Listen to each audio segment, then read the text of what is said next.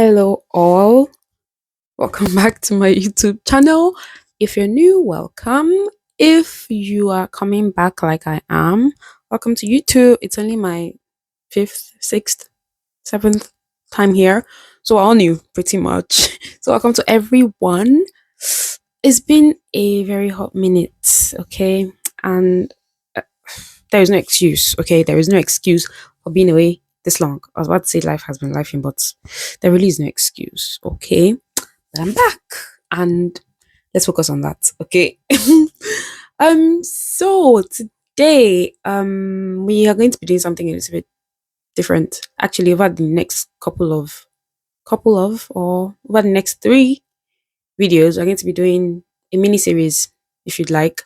We're going to be talking about different types of PCOS, and quite frankly, I think this is probably one of the things I should have done first on this channel after introducing myself, okay? But we're here now, and that's the most important thing. Right. So straight to it. I don't want to bore us with all the information. Like I don't want to give us information overload by talking about all the different types of PCOS in one video. That's why I'm splitting it into three episodes because, as you might have gathered, because you are smart, there are three types of PCOS mainly. There's a fourth one, but personally, this is just a me thing, okay? I'm not a scientist. I would not like to be one. This is just me. They tend to say there are four types, but the fourth one, I honestly don't categorize it as PCOS, but then we'll get to that later. So it's going to be a three-part video. This is the first one. We have three types of PCOS, four if you would like I said before. So they are insulin-resistance PCOS, which is the one we're going to be talking about today in this video. There is inflammatory, there is adrenal, and there is post-pill PCOS. And that's the one I really don't think can be categorized as PCOS because it's basically when you come off the pill contraception, you might experience PCOS-like symptoms. But then, if you're patient and you're normal, things will get back to the way they should be. So, is it really PCOS? Is it really a type of PCOS? You decide. But today, we're going to be talking about insulin resistance PCOS. If you have put the two and two together at this point, you should be able to figure out what insulin resistance PCOS is. But I am here to help you. So I'm going to break it down. Insulin is a type of hormone that's produced in the body, and it's produced in the pancreas, in the organ known as pancreas, and it is used to help regulate blood sugar in your body. Right? So insulin is used to regulate the amount of glucose in your blood, basically. And it also carries glucose to cells that need glucose to function, which is a lot of them. But anyway, so now insulin resistant PCOS is when your body does not understand what it's meant to be doing with insulin. Okay. So it's doing anyhow. Your body does not either use insulin properly or is not as sensitive to insulin as it should be, which you guessed it will cause problems. All right. So what happens when you have insulin resistant PCOS? You might experience a hike in your blood sugar if you're not careful. Your blood sugar is gonna go up. It's gonna yeah. You might become pre-diabetic if you don't monitor your blood sugar and eventually become diabetic if you let things get out of hand. All right. So I mentioned once upon a time in one of my videos that PCOS can lead to diabetes. So there you have it. Insulin resistant PCOS can lead to diabetes if you're not careful. And studies show that about 30 to 80% of women that have PCOS have insulin resistance, right? So go figure. This is the reason why, personally, I'm such a believer in food and exercise and lifestyle generally because there is a lot of things that you can sort out by just eating correctly. And let's not lie, let's not steal. It's not the easiest thing to do. It's not easy to it's not easy to eat well. It's not cheap to eat well. Let's not forget that. Not everybody can afford to eat well. Not everybody can afford to eat what they want. And that in itself is a pain. And then you now have the added fact that you have I would die on the hill that PCOS cravings are different from normal cravings. You can be craving jollof rice and you're craving it, and then something else steals your attention and you're distracted and you don't even remember the jollof rice again by the end of the day. Let me tell you something. PCOS cravings are not normal. I think it's a form of punishment because it's unnecessary. Like, why? Why? It, it- I'm speaking from experience. I know these things, okay? So don't argue with me. I know it's very very it feels like a punishment when you're craving something you know you should not be having. You're desperately craving, like you will die, like you will crash out, like you will break down. Have you ever had craving so much so that you know you should not be having this thing, and because you can't have it but you really want it, you start crying? I know it sounds very irrational, but I'm trying to put you in the shoes of people that experience these things. Walk with me. Is have literally start to weep because you want something so desperately but you can't have it because you know it's going to do more harm than good. It's crazy. Anyway, insulin resistant PCOS. What are the symptoms of insulin resistant PCOS? Cravings. Cravings. I'm gonna say it and say it all over again. Cravings. That's number one.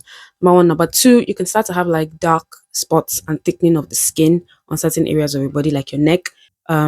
I believe that I have insulin resistant PCOS because of some factors that I've discussed with my GP that I don't think I'm ready to tell you all. But yeah, I believe I'm kind of on that spectrum of insulin resistant PCOS, and it's very difficult to deal with. Let me not even lie to you. Like you have to, and if you are prone to being paranoid like me, you have to think about everything you put in your mouth. Literally everything you put in your mouth has to be monitored. Like you can't eat something without number one checking the calories because remember you're trying to monitor your weight as somebody that is big and has PCOS. If you have slim PCOS, like you're slim and you have PCOS, you I honestly don't like saying this thing, but it feels like you're luckier because at least you know weight is not your problem. But if you have weight, like you're big, your BMI is up. Okay. I don't personally believe in BMI, but your BMI is up. For the sake of this video, let's use BMI as the benchmark. Your BMI is up there. It's competing with the sky. Like moi. You first of all have to like be careful because calories, even good things, can have too many calories. Eating nuts, for example, mixed nuts and peanut butter. Do you know how many calories are in one spoon of peanut butter? You have to factor that in to everything that you are thinking about.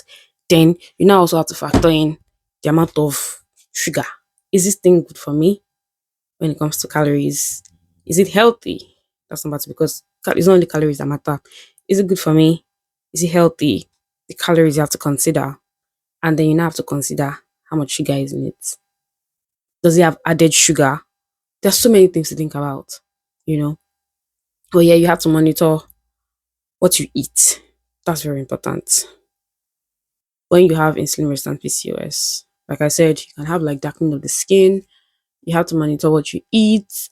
And then another thing about it is you you might experience like spikes and dips in your blood sugar every now and again.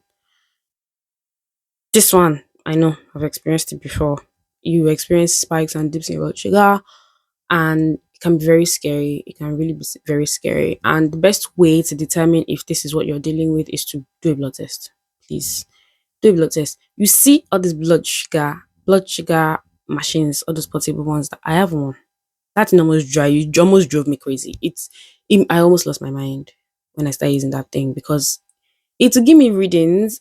I want to believe the readings are accurate, but still on still, it scares you when you use them and then you try to interpret the thing and then you can just get a damn blood test, please, for your own sanity. So a blood test is the most effective way to know what your blood sugar is like and if you need to, to get something done about being insulin resistant. It will also tell you if a blood test will also tell you if you're pre-diabetic because most times when you're insulin resistant, it's very easy for you to become pre-diabetic. And if you don't sort it out, if you don't you know, sort out pre-diabetes, it will definitely morph into diabetes. And you don't want that. Diabetes is evil, guys. I don't have diabetes, but it's evil. Like you don't want to live with that kind of thing in your mind every single day. I have diabetes. Like it's not it's evil. Ways to combat insulin resistance: go to the gym and carry weights. I will forever see, even before I knew the effect that weightlifting had on PCOS in general, I think it's just the best thing. Go to the gym and lift weights. Now, I'm not just going to say that, I'm going to explain how weightlifting helps. So, your muscles use glucose to grow. Basically, your muscles want to expand, they use glucose, use up a lot of glucose. So, it's more effective to lift weights when you want to burn fat and when you want to build muscle than cardio, because again, the muscles need all that glucose to expand, to become bigger, right? So even when you're not, if you lift weights, even when you're not in the gym lifting weights, your body is using up the glucose, the calories, everything, because your muscles are expanding pretty much. That's as basic as it gets.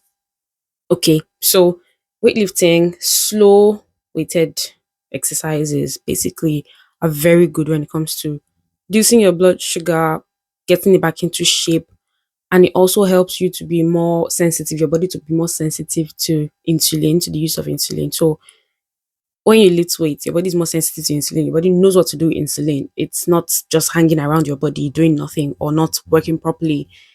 Weights are a gift that keep on giving. Lift weights, guys. Lift weights today. Live long tomorrow. That made absolutely no sense. But yes, weightlifting, and like we've said time and time again, started to sound like a broken record. What you eat is also very important. Those are the two things. Like, it's gonna come up in every single video, okay? You can't escape it. You need to lift them. You need to lift them weights. And you need to eat your veggies. Do it. But yeah, weightlifting and eating properly is key. It helps. That's I try my best to be on that train. Okay. I've not been to the gym in like a month, but I'm trying my best to eat well. And that's not because I don't want to go. It's just because I'm in kind of it's not a precarious situation, but there's some things that are hindering me currently. But come next month, I'm back like I never left, baby. Okay. But yes, weightlifting and eating well are the basic things to do when you're dealing with insulin resistant PCOS so that you can get out of that pre-diabetes stage and, be normal. Let your blood glucose be normal. Right. And yeah, insulin resistant diabetes is very difficult. It's a very difficult thing to deal with. I don't want to say it's the worst type of PCOS because that's unfair to the other types of PCOS. But it's very difficult to handle because you're constantly thinking of everything that goes into your body. It's not easy. You can't even have a sweet treat in peace. You can't. You have to think about it, calculate it, and do all this mental gymnastics that, quite frankly, is very exhausting. So, if you're going through insulin resistant PCOS out there, I'm with you. Okay, I'm with you. You're not alone. I know what it is like. I know what it feels like, and I promise you, you're not doing it by yourself. There are people out there that love you and want to help you and want to go through it with you and want to make you feel less alone. So please, it messes up your psyche too. PCOS generally does that to your brain. It just switches up the chemistry in there and put things where they're not meant to be. But always constantly remember that you are not doing this alone. At least I hope you're not. And drop a comment. Discuss how you've been dealing with it, what it's been like, what you're doing right, what you feel like you're not doing right. And if you have testimonies, please share them in the comments. Okay. But yeah, that's today. And next video, we're going to be talking about inflammatory PCOS. And I will see you there. If you loved this video, at least if you liked it, like, share, subscribe, share to other people. Let them also gain the knowledge you have gained. Don't you like to share? Are you not a child of God? Share the video, like it, watch it again, comment, do whatever you like with this video. Except hate, please. We don't accept that here. Please don't do that here. Don't hate on other people. Don't hate on me. If you hate on me, I'll block you. Okay? But yes, otherwise, like, share, comment, and subscribe. And I will see you in the next video. Bye.